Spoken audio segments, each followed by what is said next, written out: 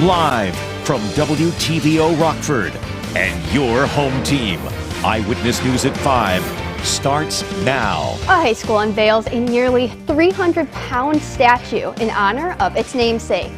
Relatives of Hononegah are proud of how her legacy lives on. Hundreds of athletes were in the state line this weekend, the competitions that took place at the Special Olympics Fall Games. And kids are having all the Halloween fun a week early. A local shop opened their doors for a trunk or treat. Good evening, I'm Taylor Castro. Thanks for joining us tonight. A vacant Rockford home that was in the process of being sold caught fire Sunday afternoon. Crews responded to reports of a fire on North Church Street just before 2 p.m. According to the Rockford Fire Department, the fire had started outside of the home. The house's electrical service was damaged by a fallen tree limb, leaving the live wires on the ground in the backyard. The firefighters fought the blaze from inside the home. Damages are estimated at $10,000. Rockton residents gathered as a statue of Hononegah herself was unveiled in front of the school's new field house on Sunday. The Hononegah Board of Education President David Kirklinkus thinks the nearly 300-pound bronze statue is a great addition to the campus. It also gives the community a chance to look back at their history and remember who the school is named for. I am so proud to be her granddaughter. It's just amazing how everyone in the community embraced her while she was alive, and they still embrace her. New cases of RSV, a common cold-like virus, have hit the highest level for any single week in the past 2 years. The CDC says there are more than 7,300 cases of RSV in the U.S. That's for the week ending October 15th. For most people, the virus typically causes mild cold-like symptoms with a recovery time of a week or two. The virus can be more serious for infants and older adults. Federal data shows pediatric beds are more full now than any time in the past 2 years. A helium shortage is not just deflating party decorations. It could impact how doctors run medical tests. Hospitals use liquid helium to keep the magnets inside MRI machines cool. Without it, the machines can't run and doctors won't be able to get those high-resolution images of the body. Shutdowns at some of the largest producers in the world, including plants in Texas and Russia, have led to limited helium supplies. Over 450 Special Olympics Illinois athletes came to the state line this weekend for the 2022 Fall Games. The Olympians participated in volleyball at Harlem High School. There was a unified volleyball team of those with and without intellectual disabilities. Equestrian competitions took place at Bravehearts at the Bergman Center in Poplar Grove. Spectators were back in the stands this year to cheer on the athletes. Watching our athletes grow from when they were younger and now they're adults still competing to this day, it's just an amazing feeling to watch them grow into such great athletes and have the social camaraderie with their friends. It's very important. There's also a social aspect of the games. There's a dance and Halloween party where the athletes can eat and talk together. Lots of Halloween events taking place this weekend. Kids are dressing up and getting as much candy as they can. Cars R Us held their annual trunk or treat this afternoon in McChesney Park. Families can come see the shop. There's candy and fun for the kids. The staff gets involved too. It's the third year they've held this event. It's hopping every year. Last year was raining, so we did it inside. So now we were like, hey, that's a great idea. So we do it inside and outside with the nice weather. And last year, even with rain, it was packed. The shop hosts other events for the community throughout the year, like an Easter egg hunt. Broadway fans can soon look forward to the new arrival of a musical based on a classic movie from the 80s. Back to the Future, the musical, will begin performances next summer on June 30th and open on August 3rd on Broadway at the Winter Garden Theater. The show debuted in England in 2020, but closed just a few days later because of the pandemic. It reopened last fall and won this year's Olivier Award for Best New Musical. It features a book by Bob Gale, the screenwriter who co-wrote and co-produced all 3 films. Russian forces continue to target Ukraine's infrastructure, including power stations. We've learned 33 Russian missiles were fired at Ukraine, but more than half of them were shot down. Take a look. Russian forces have reportedly abandoned some positions in the south near the city of Kherson, about 20 miles from the Russian-controlled Kakhovka Dam, which Ukraine says Putin's forces are threatening to blow up. They're giving up on the Kherson region, this Ukrainian serviceman says. They are moving away heavy equipment. You can hear it. Russian authorities urge civilians to leave Kherson immediately because of what they called a tense military situation as Ukrainian forces advance. According to a Russian-appointed official, about 25,000 have already left, fleeing on ferries, buses, and trains.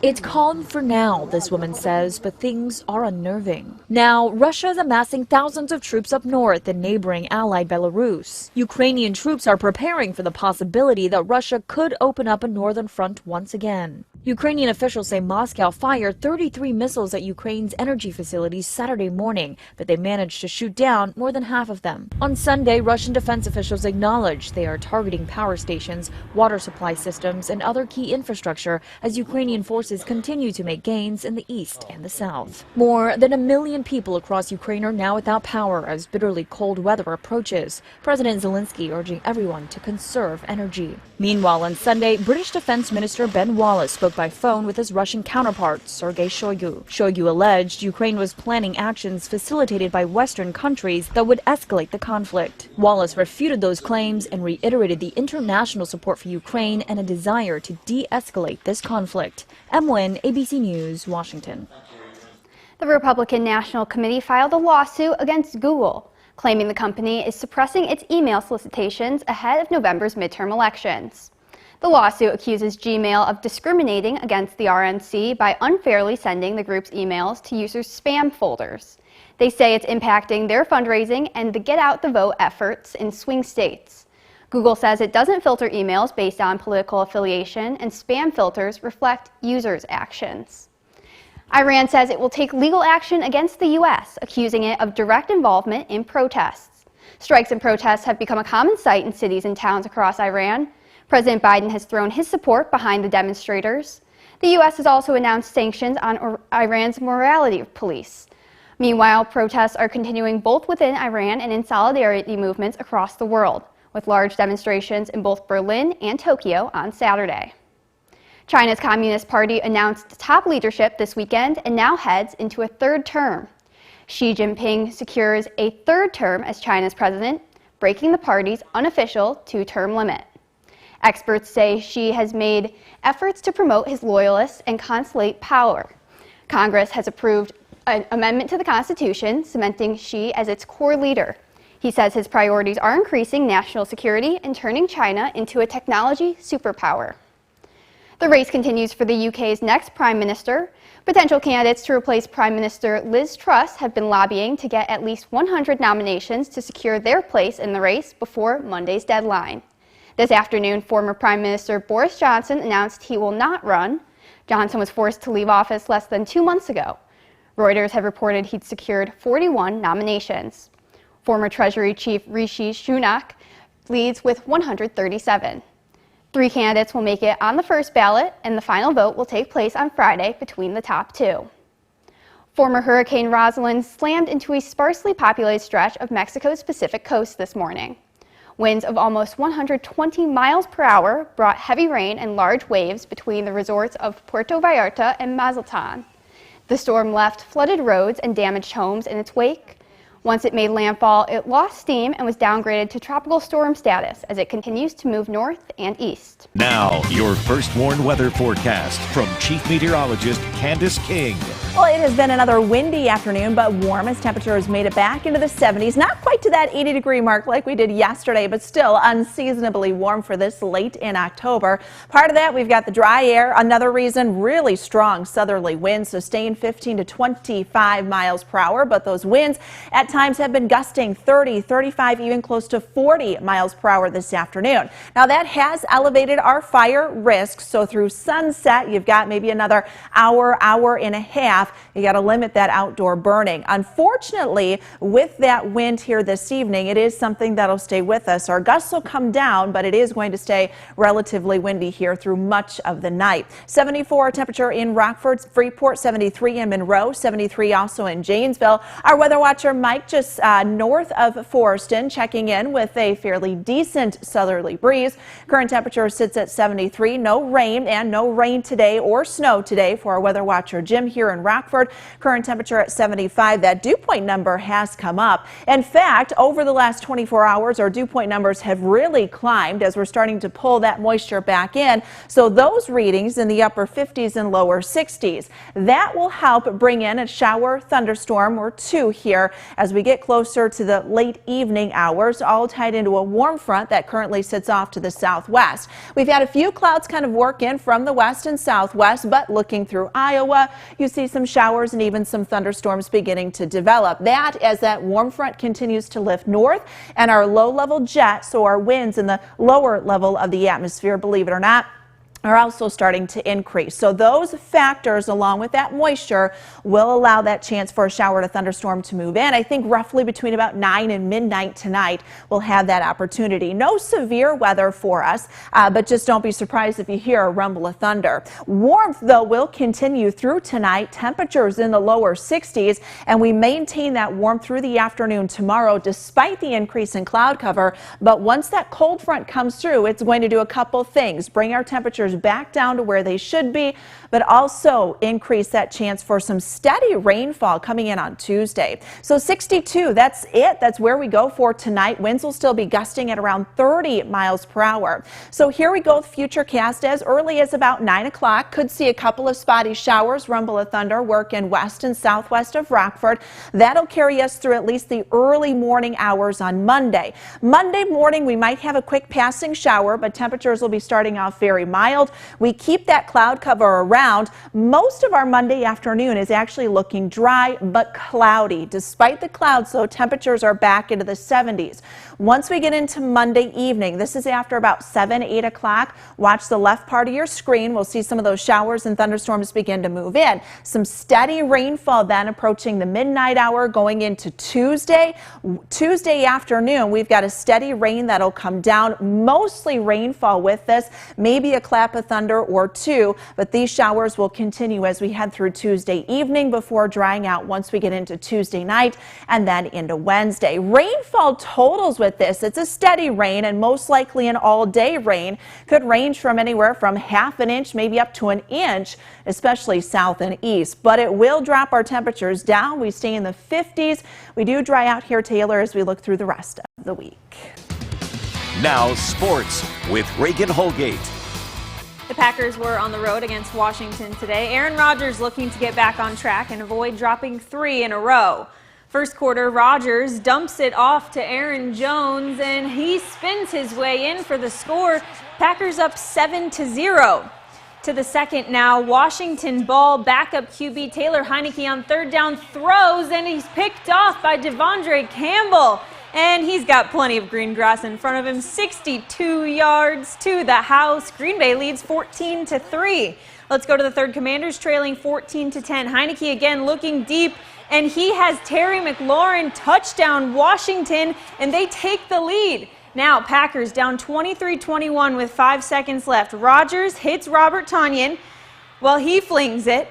Well, we saw this against the Giants, and you already know how this one ends. It will eventually go out of bounds, and that would be all she wrote. Packers down to the wire again, but they lose this one 23-21, and the losing streak increases to 3. Our guys are extremely disappointed. I don't think anybody thought we'd be in the spot that we're in right now. It's just, we got to coach better, we got to play better, we got to execute better. It's not good enough. You know, we didn't run the ball particularly well. Didn't catch it particularly well, and I didn't really move a whole lot to extend plays until that last drive. Bill Belichick and the Patriots will attempt to pick up their third straight victory when they host the Bears tomorrow night in prime time. Matt Eberflus continues to stress the need to finish, which is what they couldn't do against the Commanders. If we win the last 3 games and you're sitting here at 4-2 and all those things, we still probably have some of the same issues, if that makes sense. So, we got to learn how to finish better. Like I said after the game, we got to learn how to play situational football, third down, red zone better, and on both sides of the ball. I felt like later in the game I was getting, like, my internal clock was speeding up a little bit just because of the past, maybe the pass pockets that I were getting in the game. That's definitely a big thing. Just making sure that just because they got back here fast, the last play or 2-3 plays ago doesn't mean they're going to get back fast. So just playing every play and just seeing that every play is going to be different. And look at that. Philadelphia punches their ticket to the World Series with a win in Game 5 of the NLCS. This is the first World Series appearance for the Phillies in 13 years. Now, who will they be up against? Well, most likely the Astros, and Houston will have a chance to clinch the ALCS with another win tonight in New York. First pitch is set for 6:07. The Blackhawks were looking for their third straight win today at home with the Kraken, and they would clinch the comeback win late in the third with back-to-back goals from Jason Dickinson and Tyler Johnson. The Ice Hogs looking to close out opening weekend at the BMO with a bang. It was Brett Sini to tie things up at the end of the first, but the Moose lead 2-1 right now. First Warn Interactive Radar brought to us by Rockford Auto Glass and More. We'll see a couple of showers and a few isolated thunderstorms begin to move in here later tonight. Not expecting any severe weather, but some gusty winds are possible as temperatures stay in the lower 60s up to 76 for tomorrow. Most of our Monday afternoon dry, looking at a steady rainfall on Tuesday, and then cooling off back near average for the rest of the week. Thanks, Candace. Thank you for joining us. We'll see you at 10.